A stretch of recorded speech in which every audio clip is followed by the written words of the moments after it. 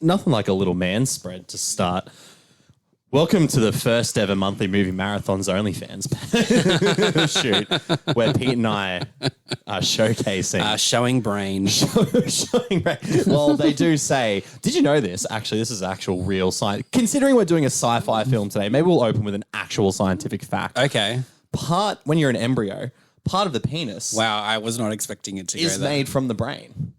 Wow. So as the embryo is forming, parts of the brain goes down to the penis. Is this why it's called giving head? It could be why it's called giving head. It could be why they go, you're thinking with your dick. True. Because there's literal parts of my brain. And that's why I am ridiculously dumb. I am so stupid because I have a giant...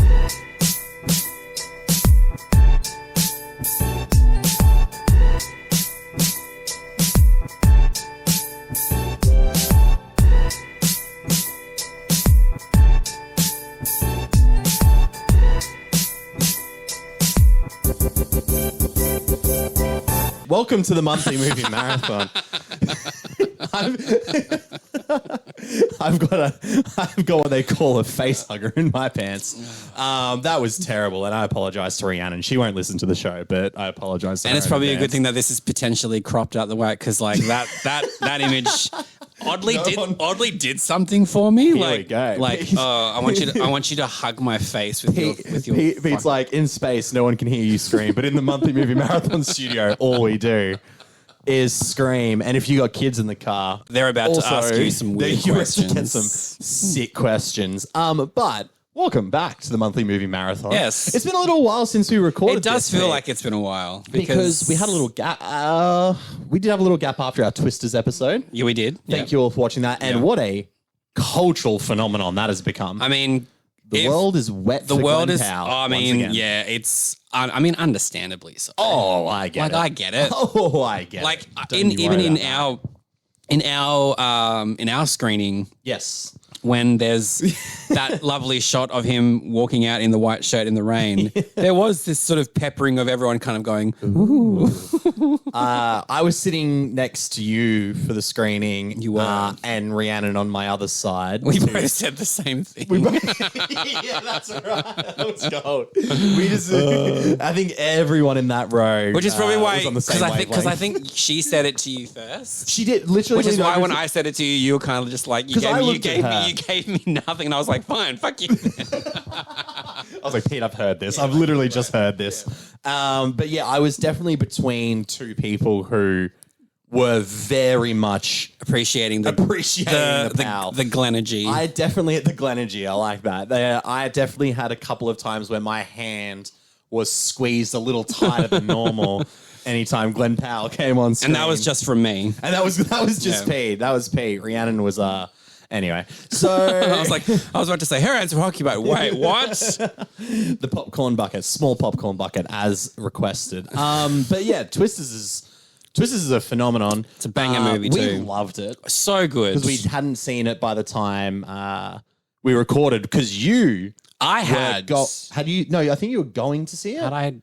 No, you were going to see it. I knew that I was. Why did you see it a little bit earlier, Pete? You want to plug that? Well, it's because I got to speak to the wonderful Lee Isaac Chung, director of who Twisters. likes to be called Isaac, as I learnt. There we go. Because I was like, I wasn't sure if it was Lee or Isaac. He was such a delight to talk to. We had the interview's great. We had a good little your interview with him back and forth. Is great. But I got one of those things as interviewers that we love to hear when it's like, I love that question. That's a great question. I got one of those. He gave me, I love the way you framed that question. I was like, oh, stop it, Lee Isaac. I not to come and derail this with my own stuff, but I will. We both had an interview yesterday at the day of recording, and that interview ended with, "Thank you so much for your thoughtful questions." And I'm like, just makes you feel good on the inside. It does. However, I will then bring it back. Pete's interview with Isaac, as I know I'll call him, was great. Yeah. But I heard a few interviews with him. Our friends at Popcorn Podcast interviewed him as well. Great interview from Tim. Yeah. There.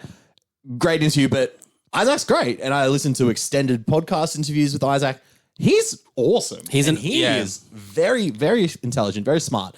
But he loves movies. He does love That's movies. what I got about Twisters. That is just a fun event film. And it's funny how everyone, because he did Minari, everyone brilliant. Everyone Oh was my like, God. "Oh, it's such a weird thing to go from that to Twisters." No, and then not. you watch him and you just go, "This dude like directed like episodes of Mandalorian." Yeah, he's been all over the place. I was like, it's not that big a stretch to go from one film like that to the other. But yeah, he's someone who loves these kind of movies, and he also brought in that kind of environmental element without like knocking you over the head. Yeah, it wasn't with preachy at all. But it is it's a beautiful looking film. So he shot it on 35mm film. Shot it on film. Which is, it looks stunning. The grass was so green. Yeah. The grey of the clouds. like you could holy just shit. tell this was filmed like on location. One of my favorite, it's not my favorite shot in the film, but like something where I went, whoa, is there like, there's all this beautiful green grass, grey sky, tornado in the background, and like this harsh red road, like a dirt red road. I'm like, God, this looks beautiful. Yeah.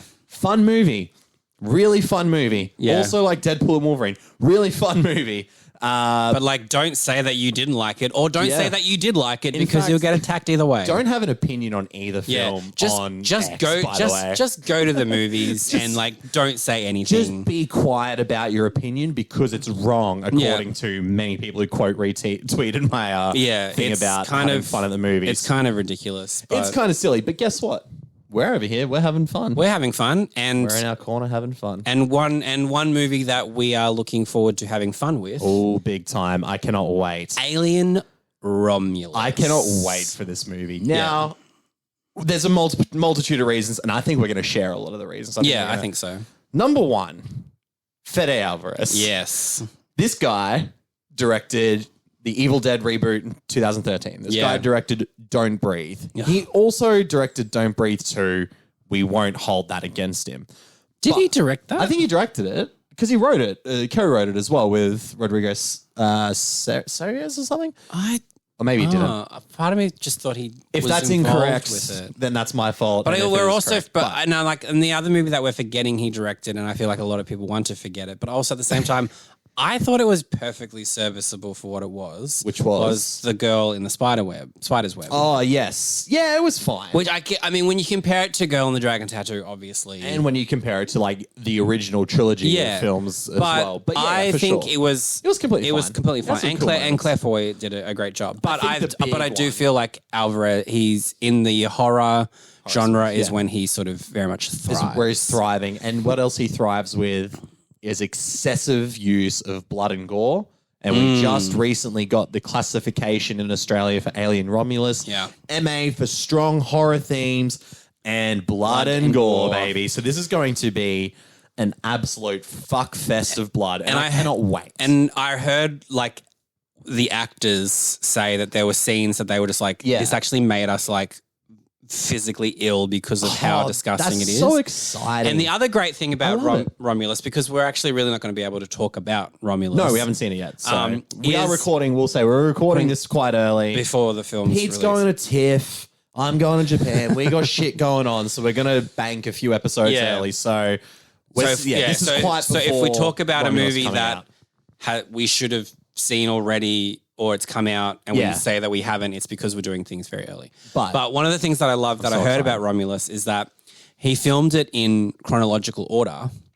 So when a character dies, he's like, the emotion that the actors are feeling is heightened because that means that is their last. That's their last day That of is the last day of shooting. And I was like, There's that's something cool that's about kind of great. There's something cool about that as well, knowing like your last shooting day is your death scene your or death something, scene, right? yeah. Like that is pretty And cool. like if I was in a horror film, I would almost like want to be the character that dies. oh, true. Like I would I think love that's to be just like completely. like I think that's like an appropriate dream. ripped the fuck. I want an apart. iconic. If I was in a horror film, I'd want an iconic death scene, and Yeah. that's the fun thing as well about the Alien franchise. Is not only are they horror films, sci-fi. We got action. This is a very eclectic franchise when it comes to genre.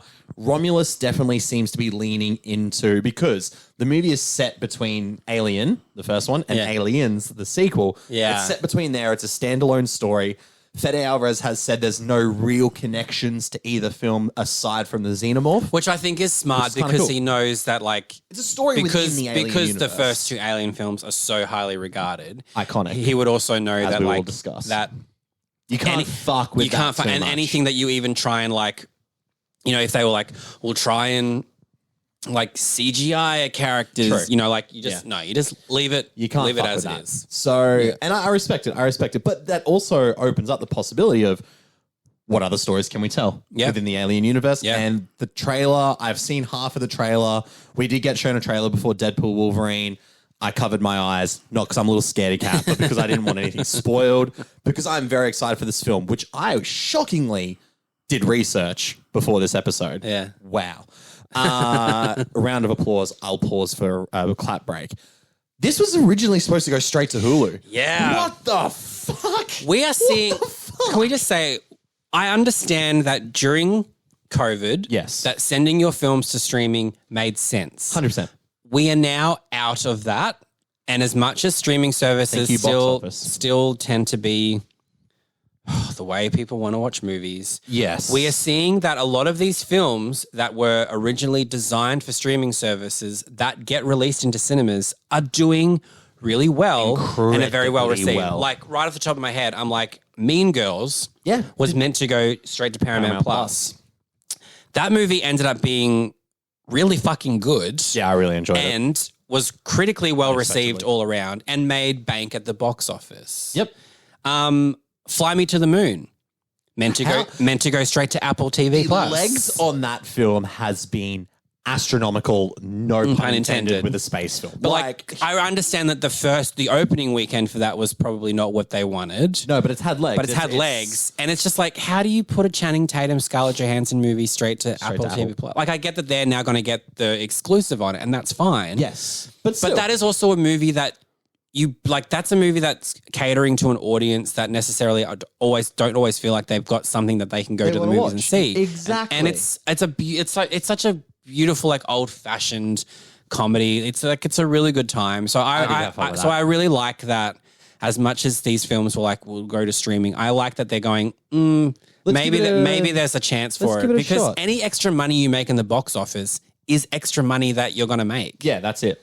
That's it. You've obviously made your deal with whichever streaming service, so you know that that's going to turn a Apple got the profit cash. however you They're want. okay. I don't know if you know this. They made this thing called the iPhone. Yeah, they're okay. okay. But like, I really just want to keep continuing the theatrical experience. Yeah, 100%. And there's always an argument for like, does this movie deserve the theatrical experience? I think all movies do. I think all movies to be totally do. honest, because I think there's something about being in the dark room, the sound, the popcorn, the seats, being with other respectful moviegoers. Emphasis on that. The amount of fucking videos I've seen of Deadpool and Wolverine online. Put your phone away, cunts. Oh my God. Also, anyway. And it's like, I saw videos of it and it was out for a day. A single day. But My yes, God. respectful moviegoers. Anyway, that's a whole episode. That's all part of the we could do. experience. Yeah. Is the communal aspect of it all. Yeah. Something like Alien Romulus, having not seen it, seen minimal things from the trailer. Yeah. I feel like I would have a lot of fun in a crowd watching this movie. Oh, 100%. Reactions to deaths, the tension leading up to a jump scare, just the tense, dense atmosphere of the film. Yeah. It would be so much fun with an audience. Yeah. And I'm looking forward to the screening of it. And I think it'll also be fun because I imagine a lot of the people that are going to see Alien Romulus are aware of the Alien series as a whole. For sure. And are like, these could be potentially films that I'm like, we've grown up with these films. Let's go see what it's like now. So true, because, I mean, they're spanning, including the prequels, 40 years, over 40 years Over now. 40 years, actually, 45 years. Yeah. So many people in many different generations, age groups have grown up with aspects or put certain films in this franchise. And it's funny saying people that grew up with it, because this is just a quick another Romulus story that Fede Alvarez was mentioning. No, please. That he said when he was auditioning people, he said straight up, he was like, "Have you seen the Alien films?" And I'm guessing some young buck who didn't end up getting cast said, "Oh yeah, I've seen the first two, Prometheus and Alien Covenant," and he just went, "Yeah, you're not getting this You're role. not getting the job, So, big boy." Or girl, I don't know who it was. Prometheus and Alien Covenant as much as they are the first two films chronologically, they're not the first two films in this series. No.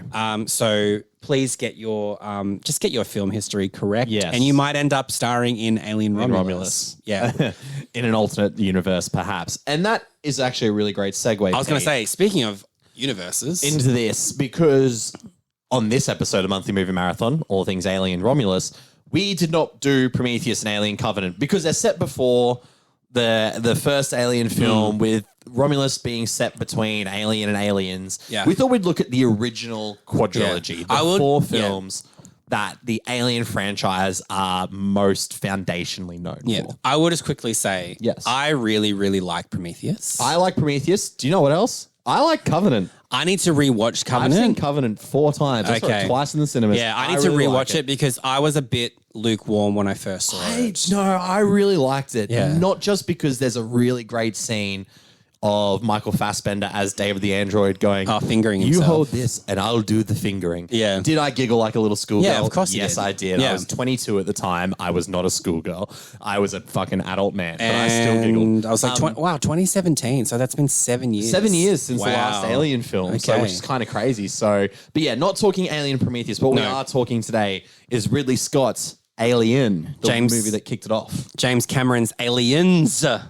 David Fincher's, holy shit, Alien 3 or Alien Cubed as it's actually yeah. And then Jean-Pierre Jeunet, Alien Resurrection, which I'm very excited to talk about. Now, I obviously had seen Alien, had seen Aliens. I had not seen Alien 3 and Resurrection before the recording this podcast, before watching it for this. How about you, Pete? What's your Alien journey? I had seen all 4 Alien films. Yeah. I realized I watched Aliens in 2022 around the time that I'm guessing around the time that Avatar came out. True. Did we? No, because we didn't do it. No. Part of me felt like we did.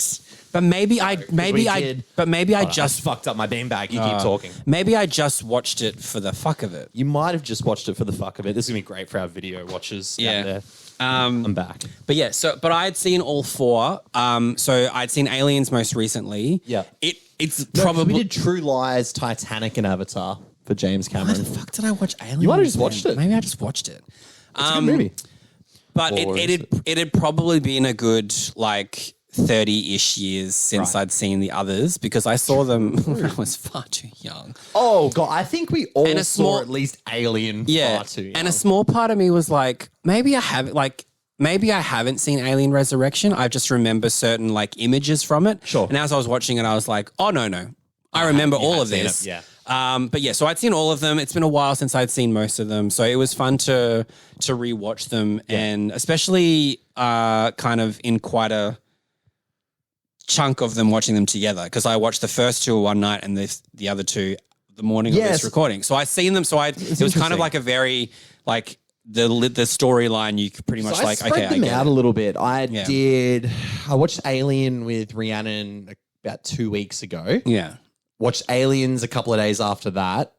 Because Rhiannon doesn't like horror films, as probably has been stated on the show. And she even found Alien a bit too intense, which is fair because it's atmospherically incredible. But it also makes you just go, well, if that's too intense for you, you're not watching the other 3. She immediately was bowed out. She's like, I'm not going to watch Aliens. I was like, but it's an action movie. And she didn't convince her. Yeah. And then I did, Alien 3 the other day and then Alien Resurrection yesterday. So I spaced them out a little bit, which I think was the best way for me to do it. Yeah. Four completely different films. 4 completely different films. Very I did like watching them in succession with each other. I feel like I only broke them up because for randomly I was like, you know what Marvel movie I really want to rewatch? Black Widow.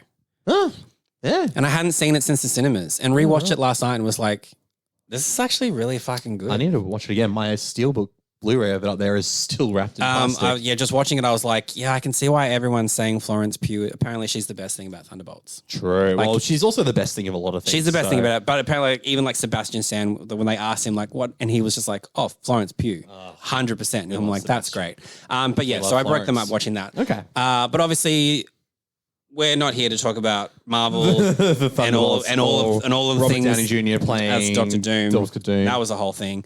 We are going to talk about Alien. Ridley Scott. 1979's Alien, directed by Ridley Scott. Sci-fi, horror, action, Yeah, a little bit of little bit of drama. Currently sitting, critic score 93%. 93, 202 reviews. So that means that a lot of people have actually like gone back and since Rotten Tomatoes has become a thing, they've gone, let's fucking, Funny we mentioned the 45th anniversary because it was actually re-released in cinemas this year for the 45th anniversary. That could be where a lot of people just kicking myself that I didn't go see it. Yeah, there was one morning where I had a morning off and I was like, well, I can't remember. I was at home for some reason, not working. Slacko. And I was going to go see it and then I just didn't like a fucking idiot. So I'm really bad. It'll pop up for the 50th anniversary. 94% audience score. So this is highly regarded. This is like people are not divided on this movie at all. Not at all. The synopsis is: in deep space, the crew of the commercial starship Nostromo are awake. Nostromo. Hold up a second. The crew of the commercial starship Nostromo is awakened. Should be are awakened. Yeah. From their cryosleep capsules halfway through their journey home to investigate a distress call from an alien vessel. The terror begins when the crew encounters a nest of eggs inside the alien ship. An organism from inside the egg leaps out and attaches itself to one of the crew, causing him to fall into a coma. That's giving away a lot. That's a shit synopsis. That's a shit synopsis. A synopsis. A synopsis. So May 25th, 1979. Budget of this film, $11 million. $11 million. Crazy. Goes to show you what you can do. I mean, look, $11 million is not chump change at all. What I would do for $11 million cannot be spoken on a podcast. I mean, what I would do anyway. Yeah. For $11 million, I'd be like, where do you want me? Yeah. What do you want me to do? How do you want me? How do you want me? Ask. I will sign all of the NDAs. Yeah. Call me Stormy Daniels. I'm signing an NDA because then I'll break it a couple of decades later. I'll be like, thank you, Mr. Weinstein. So $11 million budget, which obviously in 1979 is still a lot of money. That's still a lot of money. Yeah, a lot of money. But since in the last 45 years, currently to this date, $204 million, getting towards $205 million worldwide. Third highest grossing of the Alien series. Also crazy to think. So, yeah, I mean, it's incredibly successful. But it's incredibly well regarded. And a lot of even though we obviously have had real releases, a lot of that is from its original run. 100%. Yeah. But it's an incredibly successful movie, but outside of that, it's great. It's just a really good movie. Holy shit. This movie is the way Ridley Scott, who I think has more hits than not. Lately, not so much. He's a bit of like a one for them, one for nobody, one for I don't know who sort of track record. The way he understands space and not like galaxy space, but just like space, like claustrophobia and things like that, and how to bring that on camera. Yeah. Atmosphere, tension. I love the lighting in this film. Yeah. All the buttons and gizmos and gadgets flashing everywhere, and they're creating this real eerie feeling. You know what it's so tense. What I really loved about this, and I really noticed it on this, was that there is such a lack of a score in the scenes that you feel like you would need it. That's what I like.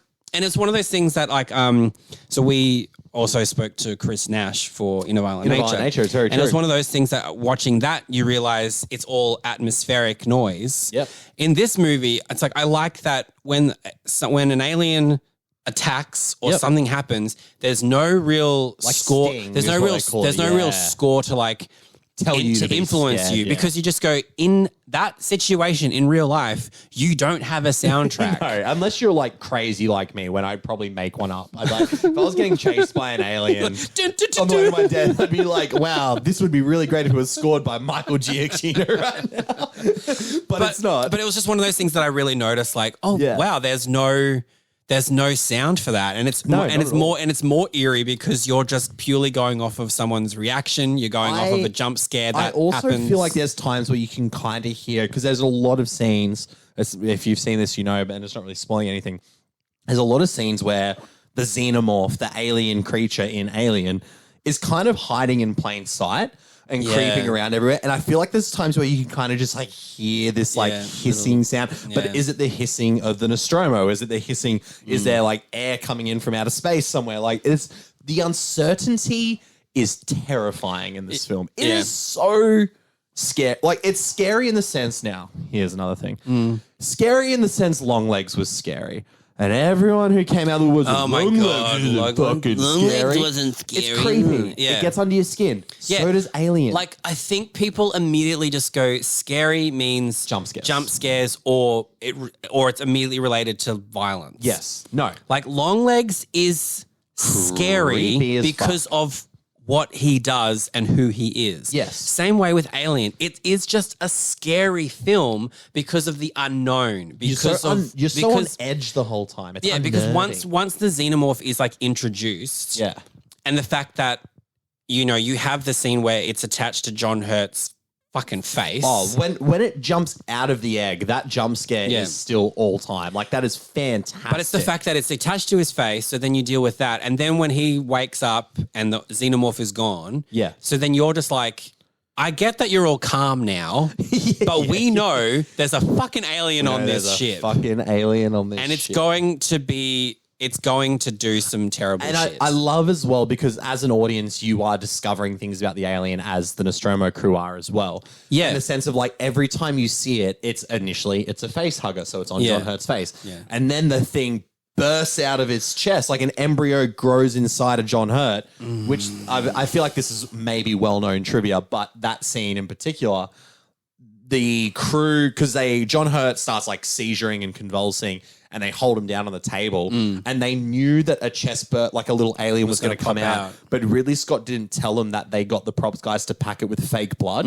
So when it pops out and they get fucking blood splurted on their face, everyone stops. They're genuinely like no one screams, everyone just fucking stops, and it's so terrifying. And they were like, oh my God, we just killed John Hurt with a fucking prop machine. But then he starts like convulsing again. It's but it's great because you just go, because it shows you what like a genuine reaction would be, where you just where you don't necessarily scream. You're more just like you're just like frozen in like fear of like what did I just see? And that scene is probably one of the most like iconic sequences. God, like when you think of Alien, you think of like the chest bursting, and then you look, and then it cuts, and then it shows just the thing like looking at and you're just like, and again, no score. And also, and I will just say, it is then brilliantly sent up with John Hurt in Spaceballs. Yeah, the Spaceballs parody, because where he eats food, it pops out of his chest. Yeah. Everyone is freaking out, and then because in Alien, the alien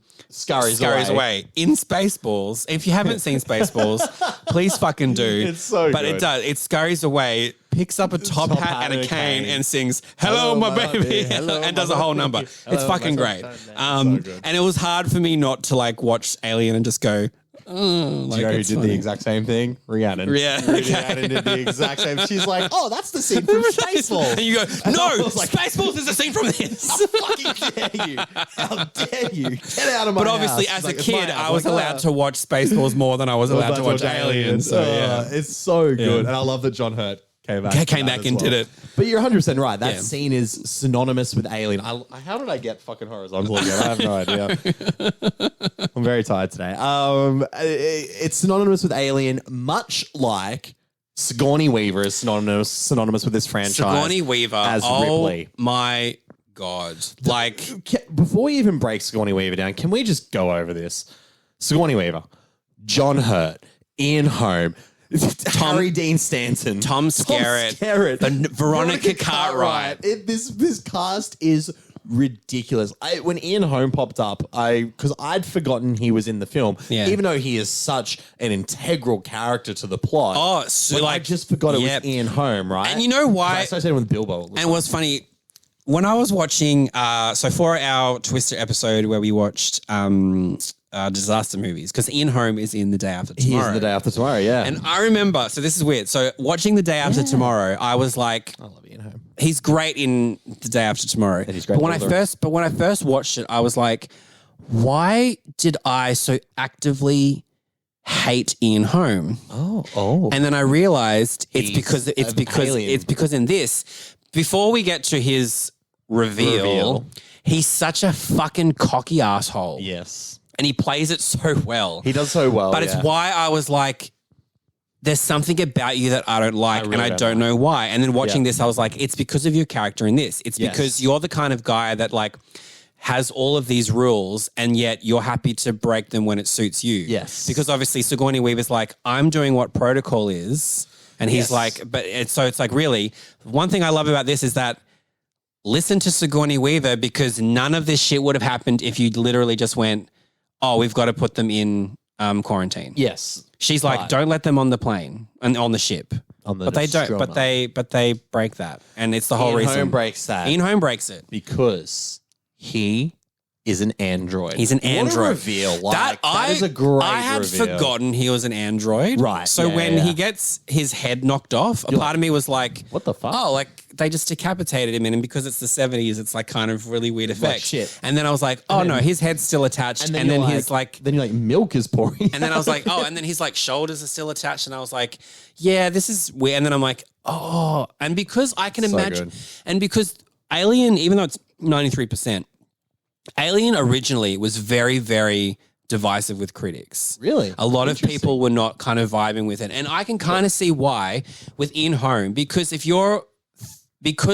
when he is revealed to be an android, the science fiction very much then comes into play. Sure. Whereas up to that point, yes, it's set in space. Yes, it's about an alien, but every character has kind of is so human that it feels as grounded as it can be. Right. So I think when it's kind of revealed that he's an android, it's like, oh, okay, I've got to kind of now get into the headspace of like, this is a science fiction movie that's sort of really going for science fiction. So I can kind of see why people were a bit like, oh, okay, I need to get into They're a bit funny about it. I've got to get into the right mind frame of what this movie is. Yeah. And then obviously as it goes on, like we see other like Michael Fassbender in the Prometheus and Covenant films. There's another actor in the sequel that we'll talk about who's an android. But his reveal is very like, what the actual fuck. Yeah. And then you also realize like that's why he had zero emotion attached to anything, and because that's how technically he's not breaking protocol. He's not. His protocol is being updated because they have now found an alien. And the Weyland Corp, who have funded this whole thing, want to find out more about the alien. Yeah, so he's going by his. He's technically still following his rules, which is also what Nazis did. Well, I mean, when you look at the Weyland Corp, I mean, like as the movies go on, you're like, especially the way that they are, the way they do like eugenics and shit like that. So. But rounding that out, the cast is huge, but Sigourney Weaver is synonymous with Alien. Like Ripley is such a badass character. And I will say, and like I'm obviously just going to quickly say, like, we will be talking about the other films, obviously, but she is without a doubt the best thing about all four films. Oh, fuck yeah! Like her performances, she is committing to each film regardless of the quality of what's going on around her. Yeah. She is like genuinely, like she's an incredible actress anyway. Oh, 100%. But these films could have very easily been like, oh, so you're starring in a science fiction alien movie? Yeah, okay. you kind of like, and because especially like I said, if it's divisive as well, you kind of go like, oh, is this a wrong step? But look at her now. Because we will say, character 4 times. Got nominated for an Oscar for the second film.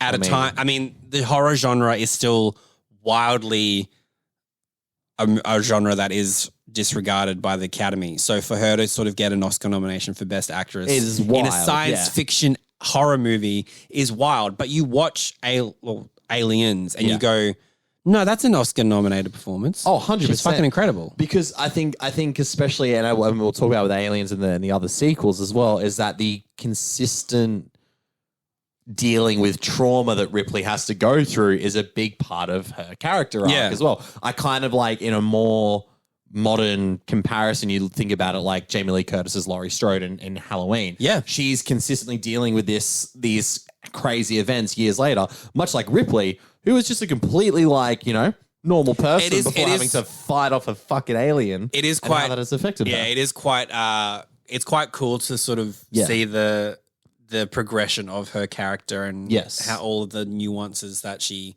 adopts each time, because obviously her character, it just increases her like her fear and her knowledge of everything that's happened. And then like, because the movie's a bit of a slow burn and there's this tense atmosphere and it's all like building up. When, like, pretty much spoiler alert, everyone but Ripley dies pretty much. Well, literally, except the cat. And Ripley and the xenomorph.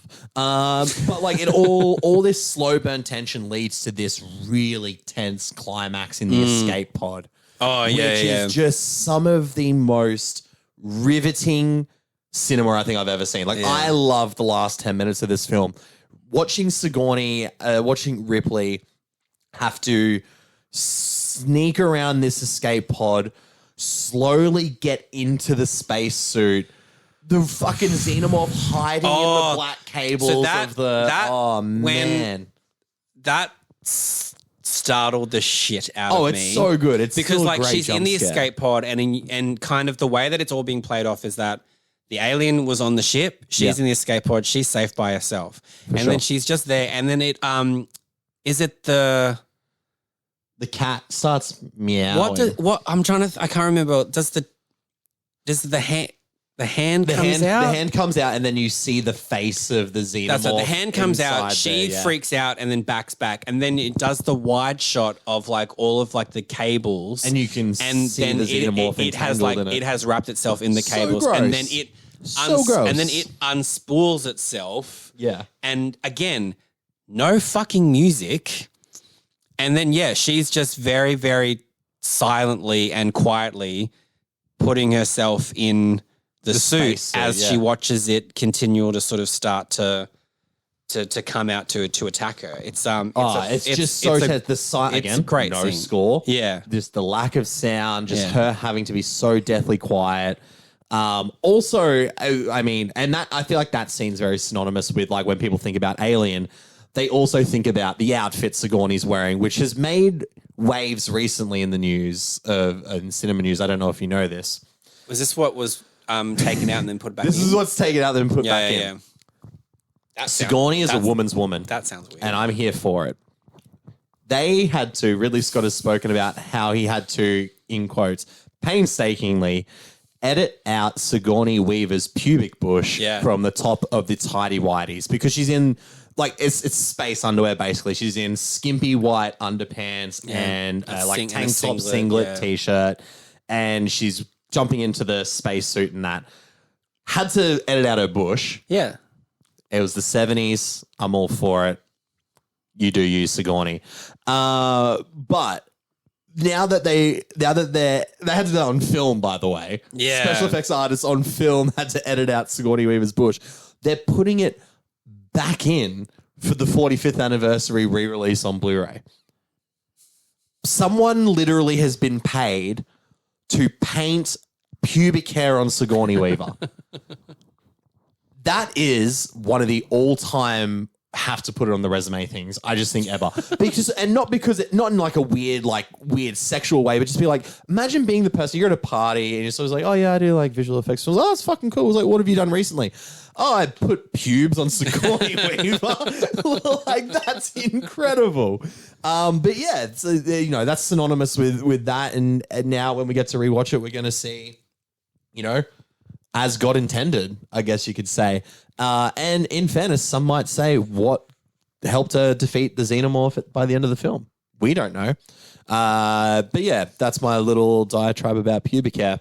Anyway, Alien is sick. Great movie. Great, tense horror sci-fi. I feel like I've got nothing to say about this. Yeah, I've got nothing to say. Well, I feel like it's best just that we go sorry for bringing insanely great trivia to you all. I was aware. I was aware of the trivia. I was just like, I'm wondering. I'm just wondering how you go from the segue. There's nothing. Or do you literally just go? So after Alien, aliens. Do you know what's better than one pube? Pubes. But yeah, Alien, I love it. I think it's basically a perfect movie. Yeah. Horror, sci-fi, Ridley Scott at the top of his game. A stellar film. But it wasn't until 7 years later. Yeah, these films really didn't, I was going to say really didn't fuck around. But they really kind of did. That's what I meant. They were like, no, we're not going to rush anything. And also there was a time when they were like, yeah, Alien was a success, but they didn't necessarily want to do a sequel. And I read about this. Alien was one of the first films to sort of have a bit of the finances toyed with. Interesting. We have an $11 million movie. Yes. It makes in America, it makes $81 million. Yeah, or something like that. Yeah. A crazy amount of cash. You just go, okay, that's a success. And somehow the studio was like, oh, it didn't actually make us a profit.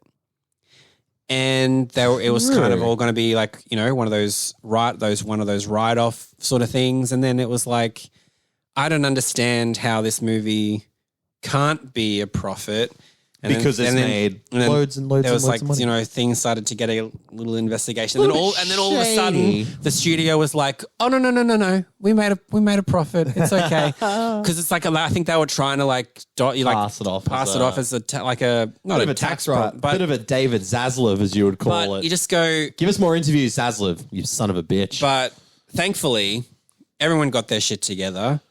And we 1986. And we get aliens, but obviously the only returning person is Miss Sigourney Weaver.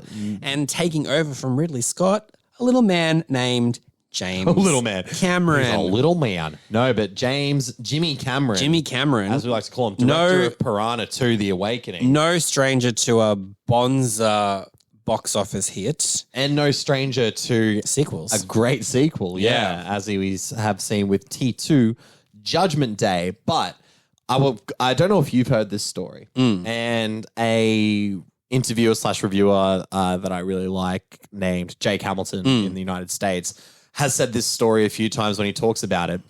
Do you know what James Cameron's pitch for Alien was? Well, Aliens was. Yeah, I do know this. This is a great story. Yeah, I think this is pretty much any movie that does what he did with this in terms of its title. Yeah, is kind of everyone just jokes about it because right. It's a well known. But for those who don't know, so they're trying to come up with an Alien sequel, right? He's pitching to Fox.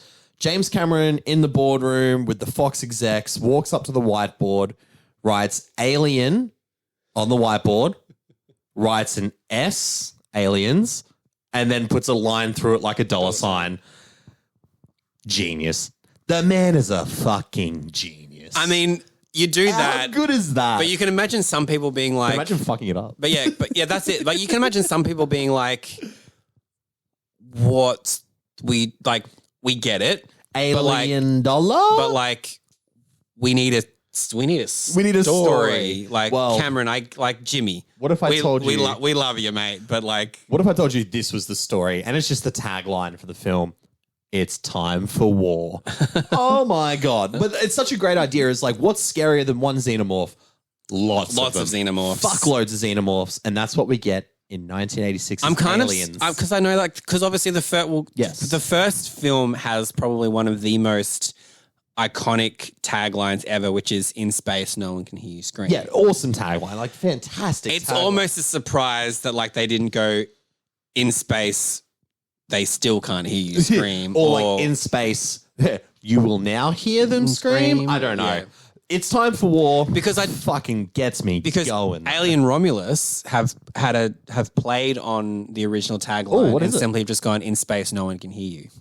Oh. And I was like, that's pretty good. I was like, that's fucking cool. That's actually quite I was like, that's really unnerving. Yeah. But Aliens, man, 96% on Rotten Tomatoes, currently the highest rated Alien film. Yeah. 94% audience score, so it's equal actually. Equal, it is equal. Yeah.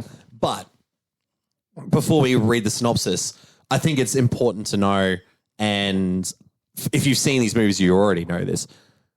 What Alien... Oh, I just fucking tried to eat my microphone. What Alien does for That's what happens when you're lying horizontal. Yeah, I know. I'm about to be fucking bent over backwards soon. Oh, it's just so comfy in these You and chairs. me both, Nick. Yeah, for different reasons, I would assume, right? Yeah. What Alien does in horror sci-fi, Aliens does in just...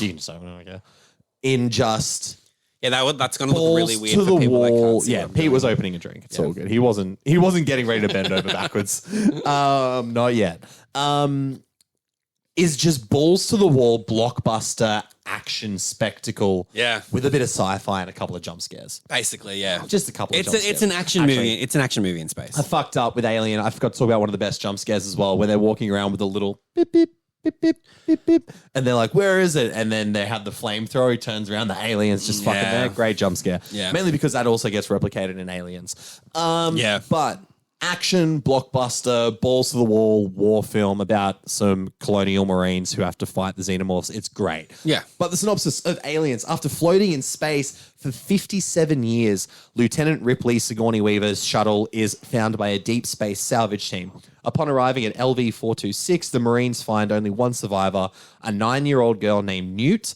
But even these battle-hardened Marines with all the latest weaponry are no match for the hundreds of aliens that have invaded the colony. That's less spoilery than the way less spoiler than Alien. Yeah. So yeah, like I like that there's been 57 years. Yeah. So a lot has happened in that time. Yeah. Sigourney obviously finds out, like she knows that everyone died on the Nostromo, but it helps like it helps sort of, we've obviously got the 7 years production wise, but it helps like that there's bit of a time jump. A bit of a time jump, so you don't really have to like fill in all of the little things that you usually would have to. Like, you know, we get enough exposition to know like what's happened. To what's going on. Yeah. $18 million budget. It's a little bit of a bump up. Yeah. Bump up, and definitely you can tell with the amount of effects in this film. Yeah, you can tell. Yeah. And prosthetics and practical effects. $183 million in the box office. So it did better in the United States by a couple of million, 85. Yeah, less foreign. A little less internationally, or 98 million, which is still a success. It makes 10 times its budget. Yeah, we can't exactly be like, oh God, it's such a lesser film. It's critically regarded. And some people talk about Aliens like it is the best film in the franchise. I would disagree. I still think Alien is the best. I agree. But I still really love this film. I still really like Aliens, but in Alien, I appreciated everybody in that film. Aliens, I do not. Ooh, I have a lot of issues with everyone that isn't Sigourney Weaver. Paul Reiser? Okay. Yeah, nah, he's good. I take issue mainly with two people, and one of them breaks my heart to talk about. Yeah, and I think it's going to be a repeat. We spoke about him last episode. Yeah. I believe. Let's talk about the cast. Let's talk about the cast of this film. So Sigourney's back as Ripley. Paul Reiser's in this film. Paul Reiser playing an asshole brilliantly. But he's so good at it. He's so good at it. There he is, Carter Burke. So he works. He's even got an asshole name too. Yeah, Carter Burke. Michael Bean's in this film. Michael Bean. Very, early on with this film. Yeah. Lance Henriksen, I think, is great. He is so good in this film. He is, spoiler alert, ends up also being an android, but it's told quite early on. Bishop, I believe his name is. Bishop, yeah. And that's great. The reveal of that early on is great because obviously the last time Sigourney Weaver ran into an android, it tried to murder her. Yeah, I like that they very much sort of preempt that by going like, she doesn't have a great experience with this, so let's. He's like, oh, I understand. He's great. Bishop is fucking awesome. You can see like where Michael Fassbender sort of took a little bit of like inspiration from with the way that they do Bishop. Yeah, I would agree. Yeah. But yeah, let's talk about who's the lesser of the two evils you want to talk about. The lesser of two evils is Bill Paxton. Okay, that's that. I'm happy to hear that. I thought that might have been the worst. So Bill Paxton is in this film. And look, once again, rest in peace. We fucking love Bill Paxton. Love Bill Paxton. Love Bill Paxton. And Bill Paxton himself admitted that when he read this character, he's like, people are not going to like me, but then they were like, but you're the comic relief, Bill, so it's fine. And watching it, I'm like, you're not comic relief. You're just fucking annoying. He's very annoying. And he is very annoying. Not, and it's like Bill Paxton, it's like you've only got so much to work with a script and a direction, and clearly your character is to do what it does in this film. But my God, he annoyed the fuck out of me. Every time he's like, come on, man, let's go, man. Let's do it, man. Let's do it. I'm like, the one thing that annoys me the most is when they're doing the knife hand trick. Oh, God. And his reaction is just this quiet to loud, almost like nails on a chalkboard, like... It's like the Crazy Frog, son of the Crazy Frog song. It's like that. Love that. It's that video. It's that video where someone like it's. Have you seen it? Where like it's like some guy on a talk show who says like you are, yeah, and then he goes. Yeah, intervention show. Yeah. I haven't thought about that clip in a long time. That's exactly what that is. But like he also arguably has one of the most iconic lines of the film, which is "It's game over, man. It's game over." Yeah, like, that to me is almost synonymous with aliens. He's so fucking awful. One right doesn't correct 100 wrongs. No, it doesn't. No, poor Bill. He is definitely shafted in this film. As much as Bill Paxton irked me, yes, no one irked me more than Carrie Henn, who plays Newt. I know that. Look, I'm not here to like say because she was a child actor. There are many great child actors. Is it the accent? Because also, what accent are you going for? Thank you, Ripley. She's fucking awful. Thank you for helping me. They mostly come at night. That line is actually terrifying. Because if someone was like, they mostly come at night, it's a terrifying line. It's terrifying line. She is I'm sorry, Carrie Henn, I'm sorry, but like, it's a terrible performance. It's not good. And it breaks up a lot of what could have been emotional scenes in the film. Yeah, because we're meant to give a shit about this little girl. And Sigourney Weaver bonds with her. And arguably, this bonding leads to probably what is the most famous line of this movie, which is "Get away from her, you bitch." And it's delivered incredibly. Another Alien film in which the last 10 minutes is a fucking 10 out of 10. The last 45 minutes of this movie is just... It's intense action. And apparently, again, this was something that a lot of critics were like, this film is too, they're like, it's too unhappy. Oh. Like they were saying, the last 45 minutes, they were just like, they're like watching all your favorite because you're just like, there's nothing that lets up. There's no reprise. There's no levity. And literally, it finishes and the credits start and you just go, wow. Yeah, this does have a very abrupt ending. Yeah. A very, very abrupt ending. But it does really take too long to get there. A little bit. And Newt is just, she's the most insufferable little character and it ruins a lot of this film. Which is why this film to me does not top Alien, because Alien, I feel like everybody was... I think every part of Alien works. Every part of Alien works. Because even like Veronica Cartwright in Alien, like she admitted, she even was just like, she's like, I don't like how emotional my character is. Yeah, but they were like, you're the audience viewpoint. Right. Okay. Like audiences are going to be scared. So, and she was like, okay, so that made it. Right? So she was like, okay, in that regard, I get it. Whereas this movie, just like Newt and Bill, I was like, it's these little Bill Paxton, it's like moments of comedy that don't land with what's happening. Hey, those guys, you ever been mistaken for a man? Have you? And then, do you know what the best part of that scene is? Is when, who's the fucking actor? I gotta find it. Because he's so fucking. We just watched a lot of these movies lately, so just give us a second. Where is he? I know exactly who you mean. He doesn't have a fucking photo. He doesn't have a photo on Rotten Tomatoes. God damn it! Is it? It's not. Is it Mark? It might be Mark. It's Mark Rolston. I'm pretty sure it's Mark Rolston. Goes up to Vasquez, and it looks like they almost are about to kiss each other. Yeah. But they just do like that fucking masculine, like, like, you got him, Vasquez. It is the most awkward. Oh, I love it. It's gold. But this is the thing that like James Cameron very much so does in a lot of his films, especially when there is some form of like military force at play, and it's the machismo, it's the camaraderie, aka homoeroticism. A lot of homoeroticism. Yeah. And that's something that's quite prominent.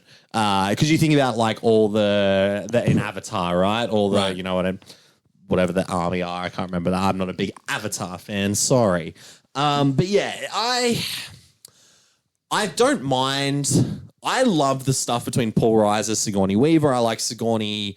She has to like convince people she's not crazy. But then, because like no one's believing her story about the xenomorph, which is really frustrating when you just when you're just like when you've just lived it. Well, she's lived it, but at the same time, you're like, you've been like, you've been or not sent to, but it was like, but you know, like her story is The story is validated by Paul Reiser's character. So it's weird when she's like, something's happening. They don't know. Yeah. That's the thing. Because it's such like a underground operation. Because Paul Reiser ends up coming to her and being like, hey, we actually know xenomorphs are real, but we just can't tell anyone. Which is kind of like, sure, like corrupt Wayland Core, sure. Yeah. But I like that Sigourney...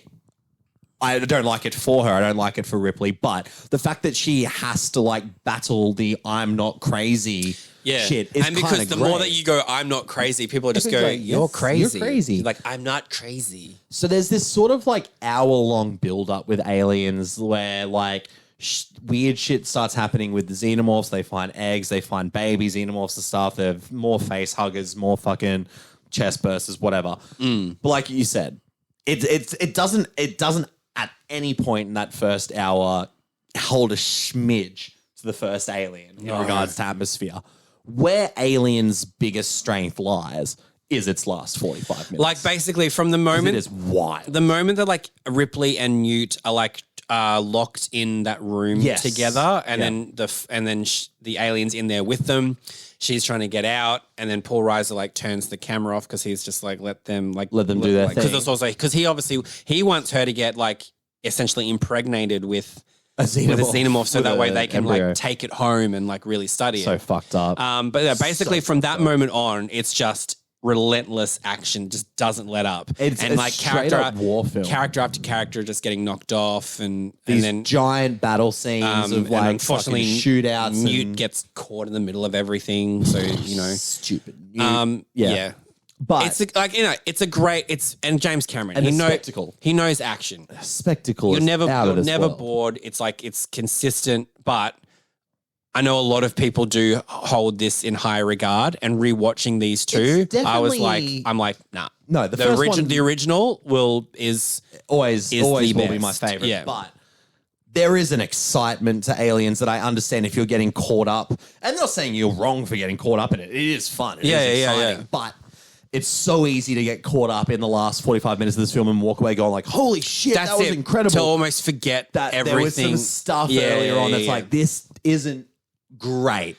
I still fucking love this movie. Like, I walk away from this film going like, oh my God, that was so entertaining, because when you put fucking Ripley in that exoskeleton robot suit and she's fighting a xenomorph, because let's not even forget, there's a huge action scene before that. That's the crazy part. Bishop gets ripped in half. It's fucking awful. Yeah. But then, Bishop getting ripped in half is in, I don't know if it's the same room, but when Harry Dean Stanton gets killed in Aliens. Love that scene too. But there's like some similarities with that, like with the chains and fucking getting pulled up in that. Yeah. Get this insane action scene with Sigourney, with Ripley in a robot suit fighting the xenomorph. We get away from her, you bitch. Great fucking line. It's just such an exciting moment to end on. And then Ripley and Newt go into cryosleep, and Newt's just like, oh, I'm just a little girl. I am a representation of the future of humanity. And then they just go to fucking bed. Roll credits. Like it's such it's legit though. Great, it's like everybody dies. She's like, all right, we're safe now. We'll go into cryosleep, and then roll credits. Just roll fucking credits. Yeah. Time for Ripley to go to the big sleep again. Yeah. Big night again. And also she's probably just like, thank God I can sleep so I don't have to listen to Newt anymore. Oh, well, that too. Because that's exactly what I did after Aliens. I was told there were no monsters. Why do my parents lie to me? Because most of the time they're telling the truth. Most of the time. Mostly. Oh, Newt. Newt. Understandably, that actress didn't really go on to do much. So poor Carrie Henn. But, I mean, look, as exciting as Aliens was, yes, and still is, yes, there was another significant gap between these films. Yeah. In fact, the gap was 6 years. 6 years. another multi-year gap. Between Aliens and Alien 3. It's one of those things where if Aliens was where it ended, perfectly fine, because in your mind you're like, cryosleep. You'd like to think that she wakes up. Yep. You know, but ultimately they couldn't let. You don't let the cash cow die, Pete. Not when you've made that much money. And what do? You spend that money on Alien 3. Or Alien Cubed. Or Alien Cubed. And you make sure you get Sigourney Weaver back. You make sure you pay her a pretty penny. She definitely, gradually she made more money each time because she's also I think she gets a producer credit on this as well. Interesting. Yeah. Another interesting credit on this one is the feature film directorial debut of one David Fincher. Now, David Fincher, who obviously post Alien 3 made things like The Game, Seven, Panic Room, Fight Club, Social Network, Benjamin Button, Girl with the Dragon Tattoo. What did he do recently? Mank, Killer. He did recently. This man pretty much has a mostly flawless Gone Girl, mostly flawless filmography. But we all start somewhere. Fucking that's great. Yeah. And we spoke about this so in 0 to 100 we spoke about this with Urban Legend. Yes. And how Jared Leto has disregarded this horror film, and we were talking about how so many actors start in horror. Yes. Directors start in horror too. And like Jared Leto, David Fincher does not like talking about Alien 3. He does not at all. He often, and having not seen it, my expectations going into this were all pretty much based on the fact that Fincher was like, the studio fucked me, didn't make the movie I wanted to make. I was a fucking director for hire. They pretty much had the movie made. They just wanted me to come and say action. Yeah. He fucking hates this movie. He hates it. And there's even an assembly cut which some people have said is marginally better. And I read about the differences, and there's a lot of characters that are changed. Some characters get different redemption arcs. Interesting. There's a lot of scenes put somewhere else, and people say it's a better film, but it's not. But it doesn't necessarily mean it's also what Fincher wanted either. To make, because he obviously did not write the script. He did not write the script, and there's no Fincher flourishes in this at all. No, it definitely, if I hadn't known Fincher directed it and it came up at the end credits directed by David Fincher, I'd go, what the fuck? Yeah. Would probably be my first reaction.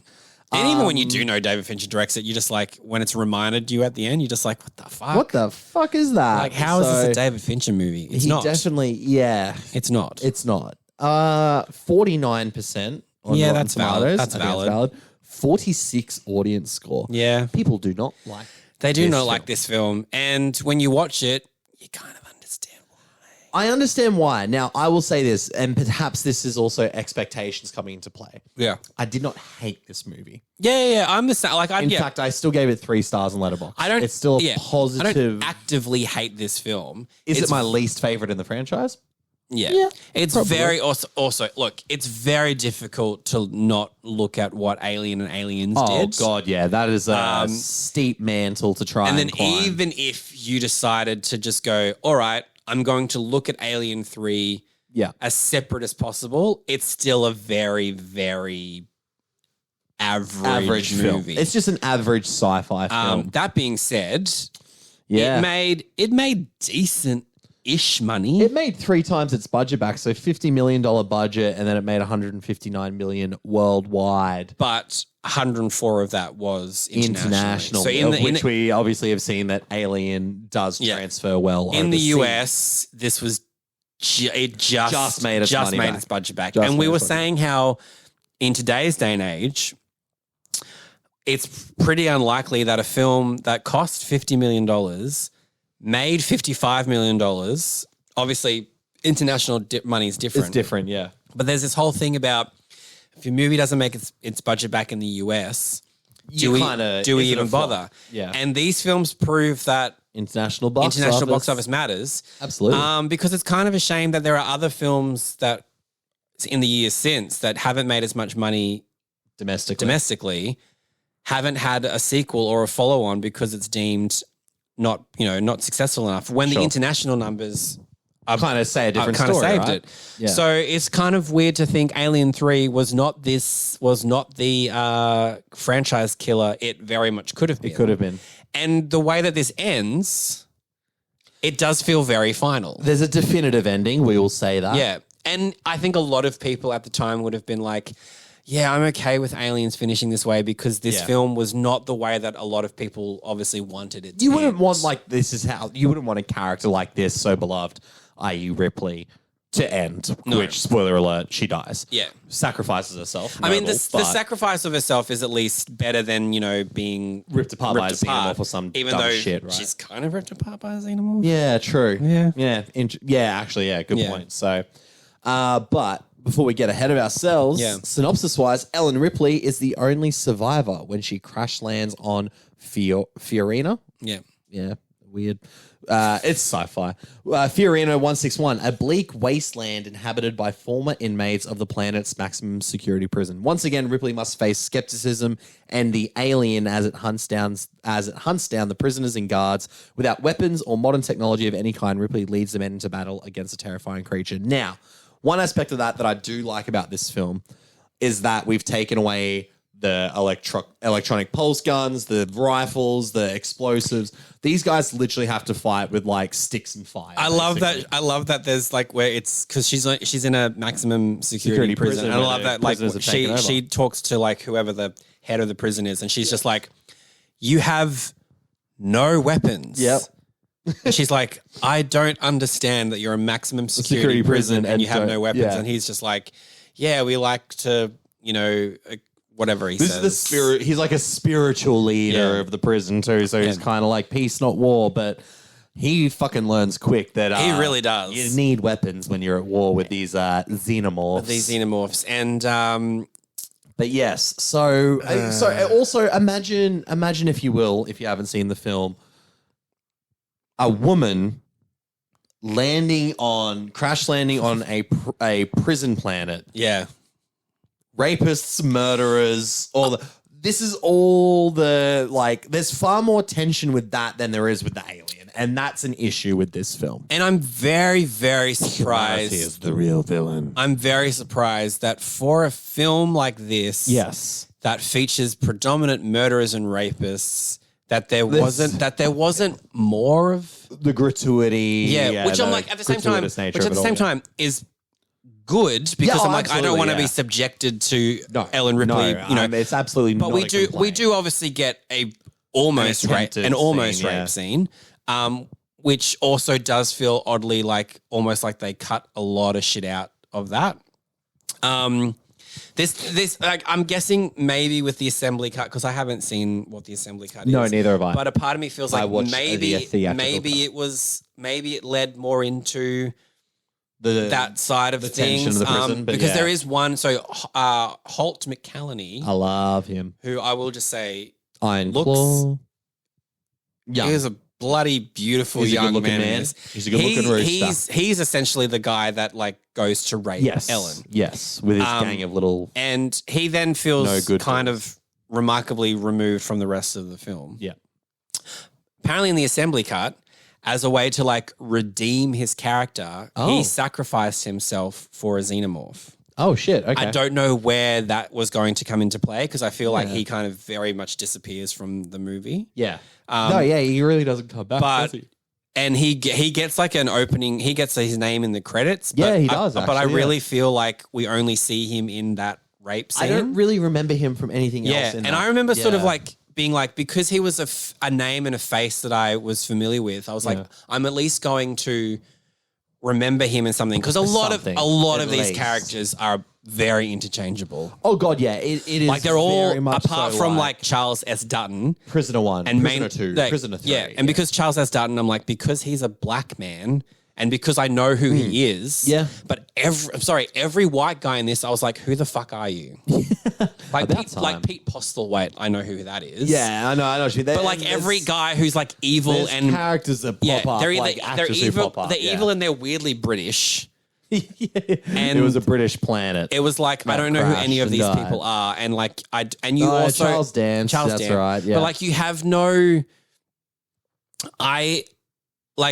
And this film, apart from the same thing, like Alien and Aliens, you felt more for those characters. I would agree. I didn't give two shits about anybody else in this movie apart from Ripley. No, I absolutely. And even though we're probably meant to feel for Charles Dance, who they try to like push a romance angle with Ripley, and it doesn't work. It doesn't work. I don't care about any of these people, and I was more looking forward to the relationship between Ellen and the xenomorph. Yes. Because it's like essentially impregnated her. So that's the thing, right? Is that Alien 3 leans far more into a weird side of sci-fi in the sense that like the wasteland, stuff, this like Mad Maxian sort of wasteland. You know what it reminded me of? What? Judge Dredd. Oh, very Judge Dredd. Actually, that's a good call. Very Judge Dredd sort of dystopian fuckland of bad naughty boys. Shout out! Listen to our 0 to 100 episode of Judge Dredd. But definitely when it leans into the fact that Ripley has a xenomorph embryo inside of her. And hence the way xenomorphs react to her. Yeah, I mean, there's a queen xenomorph who does not like it. There's one scene in this movie, and it's the one image that I will forever link to Alien 3 is when Sigourney Weaver is like, she's witnessed a character die. She leans up against a wall. Yeah. The xenomorph comes right up to her. Yeah. The tongue then comes out, and all it does is just kind of like look at her and kind of like smell her and sense her. And it's kind of like there's something on. And then it's just like, and it's like, I don't want to kill you because without us knowing at that point what's inside of her. You kind of go, what's going on? Why are they not killing her? I was like, you've tried to do it for 2 movies already.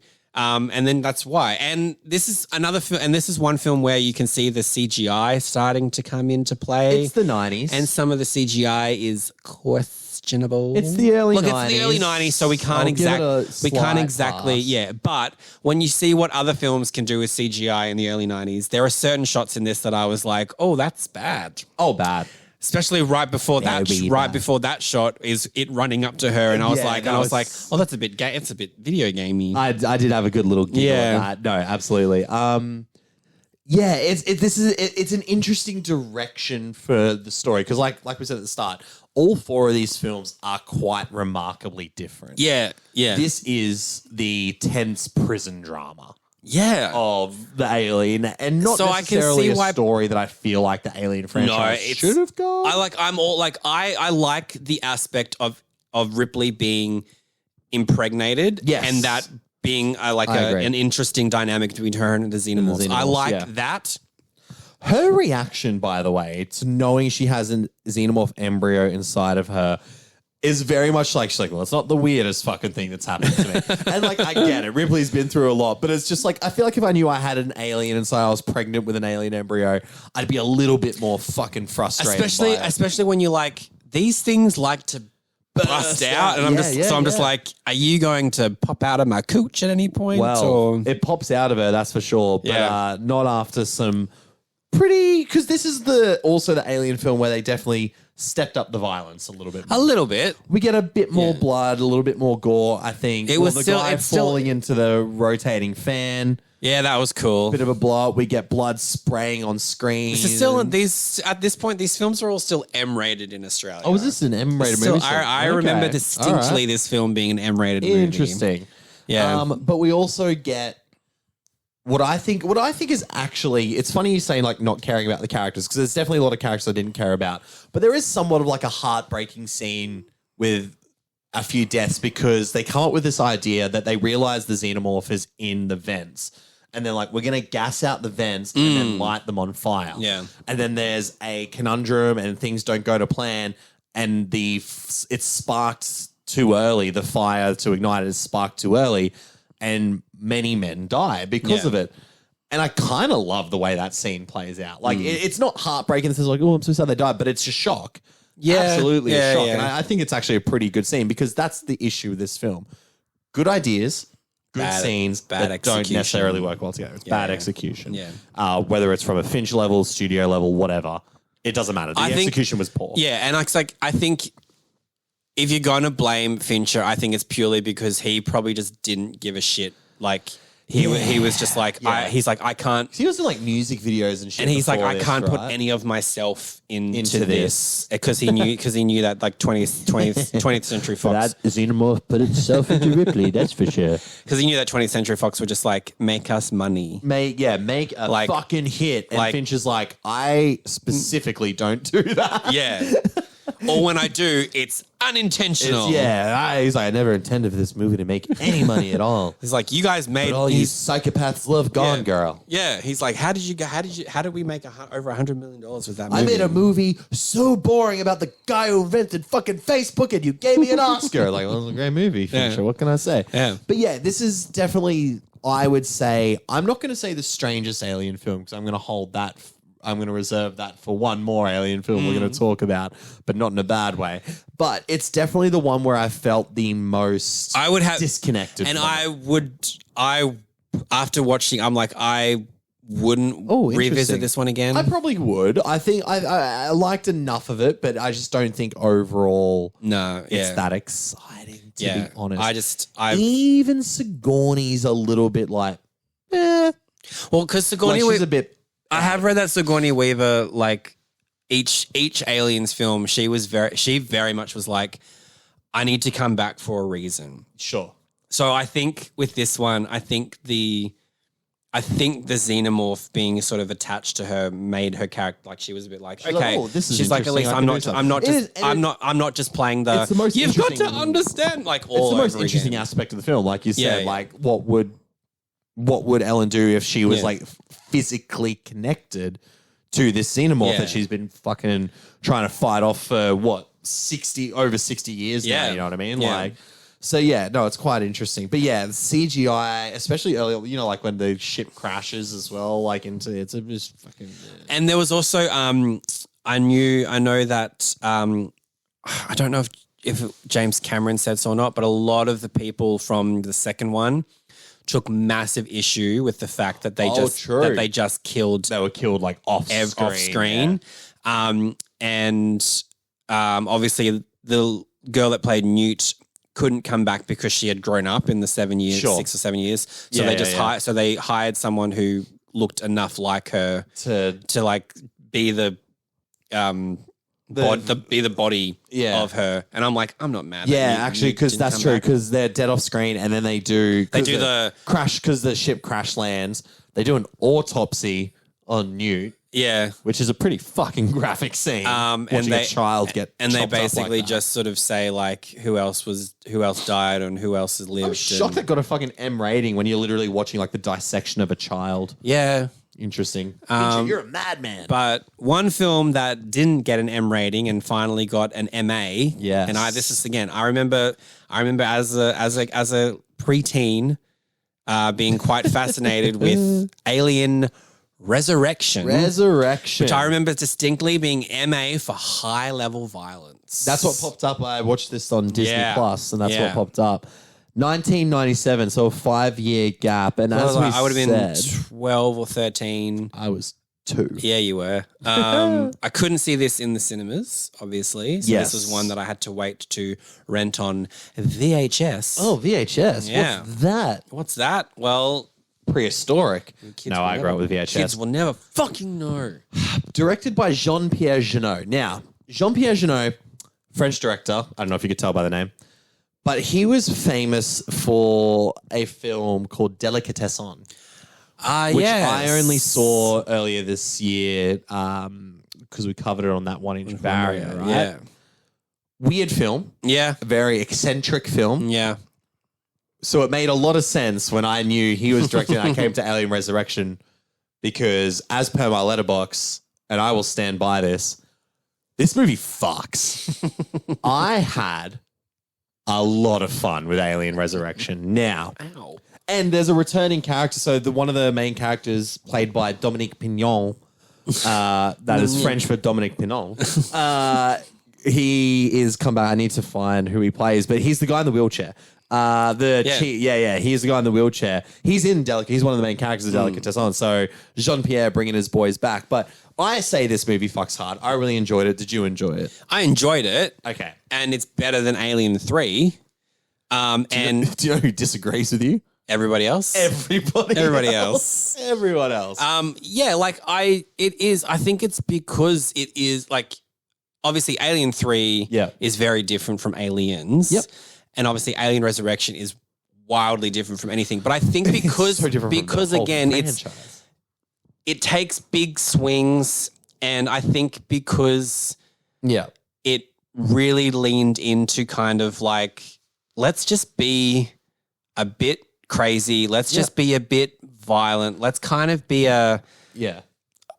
let's just eccentric, absurd. Yeah, let's just lean. Let's just fuck around in the world. I think that's Alien, it. right? And like, let's kind of play into the scenes that we knew worked from the first two films and like amp that up with gore and violence and shock and bringing in and shootouts again bringing in like an eccentric group of characters. And this time around, I actually liked a lot of the characters. I did too. I love a lot of this cast as well. So Pete likes the movie. I really liked the movie. Critics, not so much. 55%. At the same time, I can kind of see it. To me, I can understand 55. I can understand 55. If this is a split down the middle film, sure. But this is the lowest rated audience score with 39%. It is also the lowest grossing Alien and film. I think its low gross comes into why so many audiences, like, I feel like Sorry, a lot. I lie. It's the second lowest score, but only by a couple million. That and Alien 3 were pretty similar. I think because of either a lot of people who have seen it once, Sure. or haven't seen it and have just been like, "Oh, Alien Resurrection." It's like they suck. It sucks. and it's not the Alien film you remember. No. Oh, You no. know? God, no. I didn't walk away from this going like, I can't wait to watch this again with Alien and Aliens. Yeah, But I had a great I would time. watch Alien Resurrection over Alien 3. Oh, 100%. And I might even rewatch it again over Aliens purely just because Alien Resurrection is kind of bonkers. It's wild. It is a wild film. $70 million budget. Which you can see. And again, Sigourney Weaver. It's a good looking movie. And Sigourney Weaver I think she got about $11 million for this because, again, but also, producer you credit. do see it. Great use of practical effects. Yeah. Pretty decent CGI for some parts. Yeah. Huge set. Massive The set. is massive. And also Sigourney film. Weaver, but 1997, you know who else was a big name in 1997? Who else is Winona Ryder. Winona Ryder getting second credit here. And that's like the first time that an Alien movie has had like Sigourney Weaver and someone else. Winona Ryder. And on the Winona poster, Ryder got her name above the credits. Like That's she true. was She's on the poster. it was a big deal. She's on the poster. But $70 million. So obviously in the $47 million. So not grossing great. in the States. But did better internationally than Aliens and Alien 3. 113. So for a total of 161 million. So that's still, I definitely think French director Jean-Pierre Jeunet he would have brought in some international box office in, especially in the European countries. Yeah. But Alien Resurrection, the fourth film in the Alien franchise, 200 years have passed since Ellen Ripley died on Fiorina 161 aboard the medical research vessel USM Auriga, I believe. I feel like they just watched this yesterday. I feel like they just put letters together and make it a name. they grab Scrabble pieces and fucking throw it. That's how we get. They're like Romulus. Actually, not bad. I like the name Romulus. I like the name Romulus too. Yeah. A team of scientists clone Ripley from her extracted DNA and remove the alien queen embryo, which was growing inside of her at the time of her death. So, obvious elephant in the room. This is not Ripley as we know it. Yes. There's elements of Ripley. There's Ripley. Shards of Ripley in the DNA. And obviously she looks like Ripley. But because her DNA has slightly been spliced now with a xenomorph. Yeah. She's a bit of a superhuman. Yeah. I kind of love it. I love it. When she fucking like death straddles the fucking dude who's working on her. Brad Dourif, by the way. Brad Dourif, yeah. Brad fucking Dourif's in this film. You know who, as like, a mad scientist. Let's just quickly go. Brad Dourif, Winona Ryder, Sigourney Weaver, Ron Perlman, Michael Wincott. I love Michael Wincott. Dan Hedaya. I was like, my clueless boy. My clueless boy. Do you know who else he is? The father in Night of the Roxbury as well. He is indeed. So good. Such a great cast. Raymond Cruz, by the way. For those who don't know, Breaking Bad, fame, like unreal in that show. So and Gary Dourdan, who I was like, he was in like CSI. He's in one of those shows. He's in one of the CSI, NCIS, one and of them. Leland Orser. Great cast, huge cast. Funnily, would work with Mr. Fincher on Seven.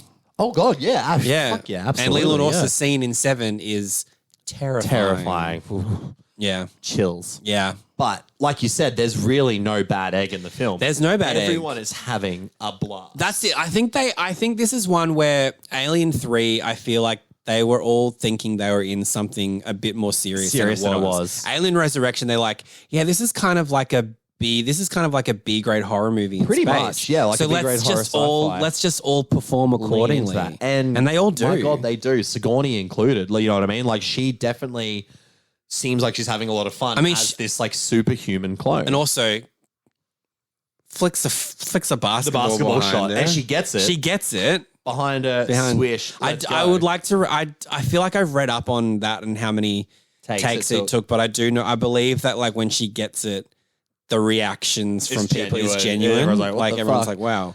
But it's so cool. Like so, it's like she's been cloned. There's these Wayland core scientists led by Brad Dourif, who you pretty much find out. This is where the Nazi comparison came earlier. This is the 8th Ripley, by the way. So she's technically Ripley 8. Yeah, she's Ripley 8, yeah. Skipping ahead, the scene where she finds the other Ripleys. That is terrifying. It's like Cronenberg body horror. Yeah. And when she finds Ripley 7, who is this deformed monstrosity. Who's got like, so it's like Sigourney Weaver's face. You can see, imagine like the blob. Yeah, and then you can see like a body that's kind of been formed.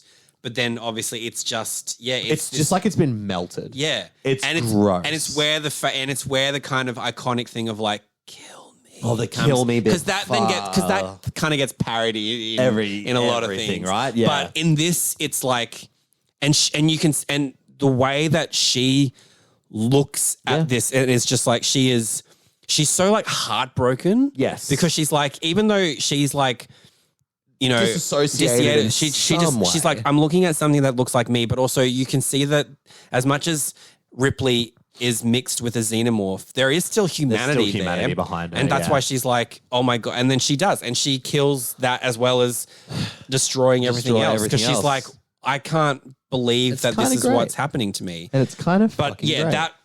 that scene is like the body horror side of things. Terrifying. I was like, and that makes, and a lot of Alien Resurrection decides to go, you know how in the other 3 films we've gotten a little bit violent or we've kind of suggested more violence. Nah, let's just fucking show everything. And it's great. It is just bloody. It's gory. It's irreverent. I love it. And I definitely think like having a French director, because a lot of French films lean into like absurdism and irreverent sort of stuff.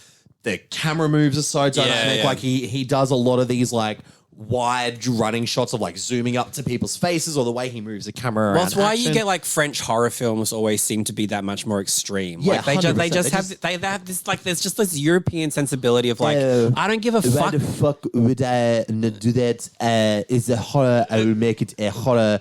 Put their blood and tits. Like, that's literally what it is. And it's great. And it's like one of those things where they just go, I don't care that this is maybe outside of the American MPAA system. Like, who gives a fuck? Like, and it pays off. It pays off. Because Alien Resurrection fucks. And this movie is great. And probably one of the, like, I remember as a kid, one of the absolute grossest things to me is towards the end. Yes. Yeah, let's talk about that. Do you want to talk about it now or later? No, let's talk about it now while we're on the topic of body horror. And this is the one scene that I will always remember. It's very iconic. Where I knew about this scene before watching it. So like the alien that we see at this point is like starting to be a bit human as well. Yes, because Brad Dourif, who's a fucking psychopath, has not just cloned Ripley's, but he's tried to make a new xenomorph too. Yeah. Oh. So you get this xenomorph that has this kind of weird human, like almost like an abominable snowman-y kind of face. Yeah, like the eyes are like really far back. The eyes are really far back, but then the eyes are really far back, but they look like human eyes. And then it's like a weird skull. Yeah. Ugh. Yes. Yeah. It's weird. And it obviously, we know that hopefully it's not going to survive, and it doesn't, because towards the end of this film, we get the side of the ship, hole gets blown into like the Ripley does it intentionally in the window. Yeah. And the xenomorph gets sucked into it. Yep. And so then we deal with, not only is it like, okay, so it's getting sucked out of the hole. Yeah, it's getting sucked out of a hole. That's tiny. So its whole body. So it's like insides are getting squeezed out, but they go outside the body first and then suck back out. in, and its whole body gets just like sucked up into itself, and then its skull or everything just gets peeled back. Yeah. And then its skull goes through the hole, and then you're just seeing like all this blood and tissue, and just viscera and it's so fucking disgusting. But it's fucking like that just sums up. It sums up this the whole film, and it's great because it feels like the insanity of the film, and especially in its violence and blood and gore, is just building up every moment. Like the body horror reveals like half an hour before the movie ends, right? You know what I mean? So like everything, all the violence that's led up to it has been more action based, a little bit of like horror, body horror. Well, we get, but like, I mean, it's just constantly trying to wipe and it's almost just like this is where we just go. This is the payoff. It's the chef's kiss on it. It's the cherry on top. As we talk about the action in this film, like the underwater sequence. Oh my god, terrifyingly good. Made me so uncomfortable to watch because what I loved about because obviously Sigourney Weaver, as she's swimming, she's fine because she's like, I'm superhuman. She's like, I can hold my breath for hours, but no one else. When you see like, because I was remembering, so as a kid, I have to like rip their way out. As a kid, I remember because we had a pool growing up. Yeah. So I remember diving. All right, Pete, fucking flex. Okay. Well, I've got a bathtub, bro. But I remember diving into the pool and basically with your friends see how many laps you could do without breathing. Yeah, yeah. And I remember you'd always, when you were getting to the end, you're always doing that thing. And in this film, it's like it doesn't actually make you faster. You start freaking out. And you see one of the characters starts doing that. Freaking. And I was watching it going, I'm so like, oh my god! Like, because you know that feeling. Because even though preys on your fears, because even though you just go in a pool, I can just go up and get breath. Here they fucking can't. No. And then when they try to get to the top, there's a layer of like the goo, it's whatever the residue is from the eggs and the embryos and stuff. And that makes it even worse because then you just like gross. So not only do they have to puncture through, but there's the possibility of puncturing through to get to breath, but you're going to be surrounded by aliens. And as you see when it does the aerial shot of them pushing up, you see all these little. Like the egg pods, everything. So good. But that scene is like... It's so anxiety. And to me, I was like, that is just like peak 90s, like... Like genre. Yeah. There is so much of this movie that I love. And I absolutely think it's if more people watch it now, because I just don't think it gets watched. That's it. I feel like this could have a resurgence. I think that's it. I think more people just... When they think of Alien, they go, well, watch Alien 1 and 2 because no one likes Alien 3 and 4. Wrong. And they're just not giving it a chance. And then obviously, if you're thinking about it, you go Aliens, Prometheus. Like, you just don't think about these other two because they didn't do that well at the box. Prometheus is really good. Prometheus is really good. And Covenant's really good, as we said. But holy shit, Resurrection is a blast. I just think, there's a top. Underrated. You know what?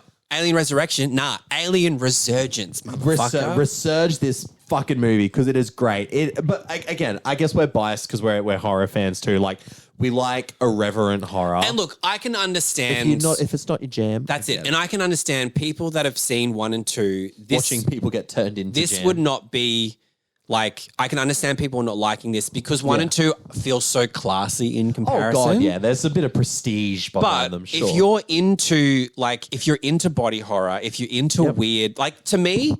Event Horizon and Alien Resurrection, fucking bang a double right there. Double feature. That is a great double feature. Yeah. Because both just lean into their insanity. When shit hits the fan. Oh, when shit hits the fan in Event Horizon, it's fucking mental. nasty. And it's very mean. It's really mean. Great. And this film's quite mean too. This film's quite mean too because it doesn't mind destroying some shit. Yeah. And I'm a fan of that. Give us more. Now, in regards to like the Ripley arc. This is probably the one that I care least about Ripley's.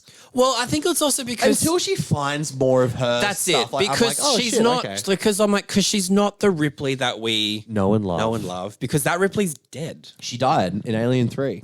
And I get like because also like a lot of it, Sigourney Weaver's just doing a lot of like evil staring and moving ahead, and also, but I mean, I love Sigourney Weaver. It's hard to hate her. So she and again, she was like she came back for this because she was like, I like that this isn't just you've brought back Ripley. Yes. You've brought back Ripley, but she's compromised. But she's exactly, it's a different way to play Ripley, right? So she liked... It's a different way to play Ripley. Sigourney Weaver has always said that she'd be open to any Alien sequel if there's a reason for Ripley to be involved. Yeah, for sure. Does she pop up in Romulus?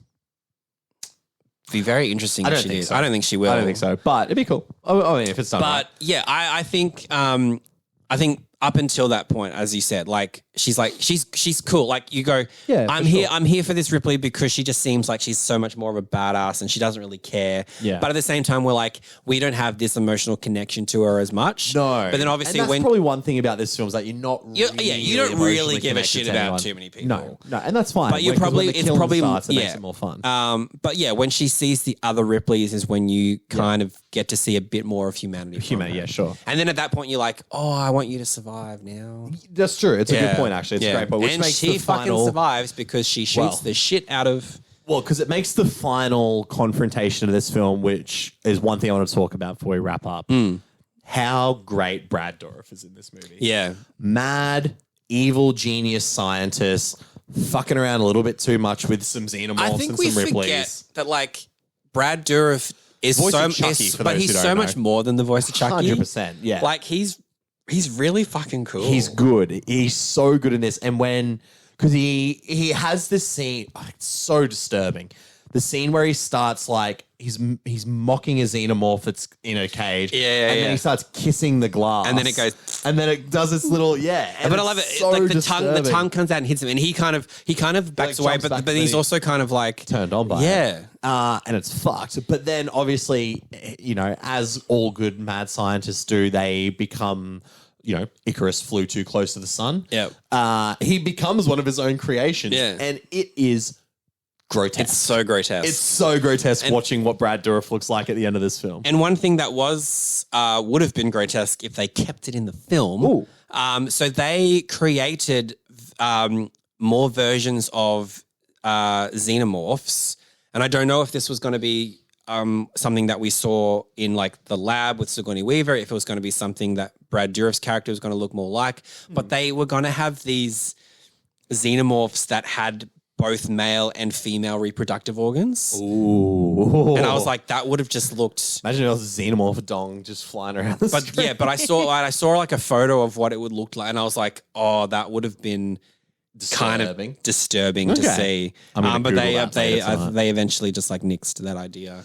At the same time, when you see how much is in this, you're like... It didn't take away from the film. No, you're like, I don't know if maybe I didn't need to see more disgusting body horror, but like, Brad Dourif to me is like the MVP of the film. He's great. Yeah. Winona, fantastic. Like Winona Ryder, especially brilliant. Ron Perlman, brilliant. And especially because Winona Ryder, for a lot of it, you're like... What's your deal? Yeah. And then she gets... Because she comes across as almost like this like xenomorph activist. And then she gets shot and killed and you're like, oh, wow, you didn't last long. It's because she's a fucking robot. She's an android. We gotcha. Yeah. And it's great. Another great android reveal. Yeah. I love that even after all this time, because Bishop, by the way, rocks up in Alien 3. Briefly. I love that they still managed to keep like an android reveal like secretive. Because I had no idea Winona was going to be I couldn't remember that Winona Ryder was either. And it's one of those things where you watch it and you sort of think like she's acting almost robotic. But then you don't even think that even though three films have done it to us. Fuck man, Alien gets me every goddamn time. Yeah. It's just this movie is while distinctly different from Alien and Aliens and Alien 3 is a lot of fun. Yeah, but I want to see this movie have its resurgence. But at the same time, I understand why it didn't. I understand why it's 55%. I understand why it's 39%. I understand why it didn't perform well at the box office. I get it. Well, not in domestically. Yeah. But yeah, I really think people do need to give this more of a chance and look at it. I agree. And look at it as its own thing. As its own thing. Like I know that they keep playing like Alien and Aliens in cinemas. Yes. Can we have an Alien I would Resurrection screening? absolutely go watch this in the cinemas. I think it would be an absolute blast. I was like, what are we at? should we- 1997, 3 years, 30th anniversary? Should we like? We can organise this. Yeah, let's Keep an organise eye that. out. We'll organise this. 2020, Hold us to our word. 2027. 3 years from now, you'll be hearing from us about the 30th anniversary screenings of Alien Resurrection, of which we will host them. I love this movie. I thought it was great. I had so much fun It's a with good it. time. But goddamn, am I excited for Alien Romulus? Oh, yeah. I am so Especially, bloody keen for but this. it's also funny, like, you know, because Alien Romulus, they've spoken about how like disgusting it is. Oh, yeah. And it's really funny when you watch these films in like succession and you just go, they've gradually gotten more disgusting. Because I think a lot of people just go, oh, the Alien, like, of course the Alien movies are disgusting. You just go, the first two actually aren't. like we get the chest burster scene and that's about it. And it's weird that like There's that's been the one association. thing that's gotten more, because like Prometheus isn't that. I mean, the Prometheus grossest thing in Prometheus is the surgery the scene. surgery scene, yeah, but they really fucking ramp up the surgery scene. But whereas Covenant is more violent. Definitely more violent, yeah. But I'm very excited for Romulus. And because Fede Alvarez is behind it. But then we got Kaylee Spaney, Isabella Merced, good cast. Yeah. So and especially knowing that like the actors have said, yeah, it's pretty feral. pretty fucked up. I'm alright with that. So, and that's also them. Give it to me. That's also them just like filming the scene. So obviously when you're filming something. Yeah, true, right? You're not how the sausage is made. Yeah. So. So if they're saying even filming it, we were kind of grossed out. I'm like, that's a good sign. I rate it. I rate it. That excites me a lot. And I hope people rock up for it. I hope so too. Please. But I feel like If it's by good. the time it comes out, you know, I feel like by then Deadpool and Wolverine would have trickled down. So Sure. I feel like people There's will be no other, like, people will event be in the films people will be in the until- mood for something R-rated and violent again. There's nothing huge coming out in August that I think it's going to compete with. Not in August anyway. No, not August. Yeah, August is usually a much quiet. quieter month, which is weird because I feel like maybe they've gone, hey, August is a quiet month. It's kind of our time to shine. To put some stuff out. Yeah. Well, Alien might be that. Alien Romulus might be that. And I mean, if you look at how much money the last few films have made, there's no reason why this succeed, shouldn't, right? Yeah. At the same time, I think there's been a fair bit of good hype. Yeah. It just obviously they just had a panel at San Diego Comic-Con Yeah. where they had robotic face huggers running down the stage. they gave everybody a face hugger at the is screen, and I was awesome. like, oh man. And then they had a guy great. run onto the stage and have the chest burster burster, pop out, and yeah, then all the lights went out. Like, that's cool. Yeah. So I think it's going to be a fun experience. Yeah. But we were talking about how August is a bit of a slower month as well. And maybe the next event film isn't coming out till September. Possibly. And that film, that could be the event film of September, is what we're covering on the next episode of the Monthly Movie Marathon. And some would say that for the first time in 40 odd years, the juice is loose, baby. It is loose. I am loose. It is so loose. That it's juice. In September, on the next episode of the Monthly Movie Marathon, So nice. You have to say it thrice. Beetlejuice. Beetlejuice. He is now actually behind us. I'm not turning around. Um, I'm scared to see him. But yes, Beetlejuice is coming out, the long-awaited sequel to Beetlejuice. Yeah, Don't say it I 3 mean, times. I'm excited because You're very excited I for this. grew up on the original film. Yes. So I've wanted a sequel for God knows how long. It was one of those ones that I never thought was going to happen. But here we are. Then here we are. And the one thing that is giving me hope is Yeah. because it's Tim Burton's back, Yep. Michael Keaton's back, Winona Ryder's back, Catherine O'Hara's back, Yep. and then we have a great supporting cast in Willem Dafoe, Monica Bellucci, and the it girl of the moment, Miss Jenna Ortega. Yes. Yes, indeed. I mean, I am going to go in like yeah. with my expectations tempered, Sure. but sure. the child in me that saw this film, that saw the original, couldn't even tell you how many times. Yeah, okay. Thinks it's genuinely one of the best films is of all exciting. time. Michael Keaton has 17 minutes of screen time in the original. Oh my God. Like, it is really about. it's really about Alec Baldwin and Gina Baldwin and Gina Davis in there. Davis, But yeah. it's so funny that he's made such an impact and he has literally less than 20 minutes. But apparently he's in this one much more. Michael Keaton, he's a fucking legend. I'm so excited for him to be back. And because we are doing Beetlejuice. Obviously, we can only talk about one Beetlejuice film, movie, but we can also talk about the multitudes of films that Mr. Burton and Mr. Keaton have done. Yes. So we are leaving that up to you. So if you check out our socials at nicksflicksfix And at Rated PDG on Instagram, And we'll be putting a story. This story will actually have gone up before this episode airs. But you have taken part now in a wonderful experiment. We're going to ask you what Tim Burton directed film we should do, and what Michael Keaton starring role we should do. And we're not even giving you options. We're not giving you options. We just want you to go, hey. And the most picked one is the one that we'll watch. Is what we'll watch. As well as, so you can't vote for Beetlejuice. You can't do Beetlejuice, yeah. Because we're already watching Beetlejuice, yeah. But yes, whatever Michael Keaton performance and Tim Burton film outside of that you want us to talk about, we will be discussing on next month's episode, the September episode. We are almost at the end of another year. Holy shit balls. Of the monthly movie marathon. But until then, thank you for watching. If you've watched us on YouTube, thank you for listening. If you've listened on your preferred podcasting platform of your choice. We're glad to be inside your ears. And inside your eyes. And if you're not careful, we might be inside your hearts. Oh, Pete, gross. No, like a xenomorph. Got you there. Well, yeah, true. Yeah. We want to burst out of your chest. Yeah. Nick. Yuck, he's fucking feral.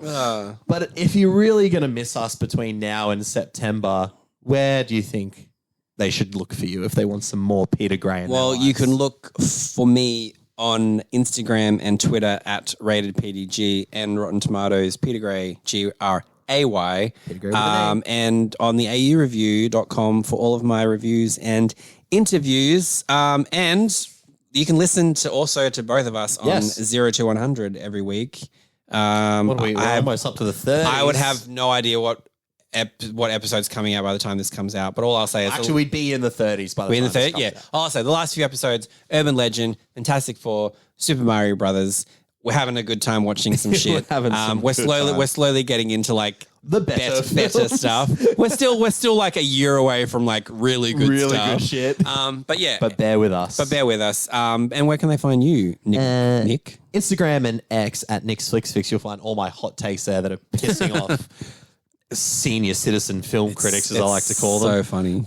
The old guard do not like me. But nicksflicksfix there and novastream.com.au for interviews and reviews. And on Instagram, if you've been watching, I've been putting up some old interview reels as well that sort of correlate with films that are coming out this year. Yeah. So some fun stuff happening there. But, until the September episode of the Monthly Movie Marathon, we only have one thing to say.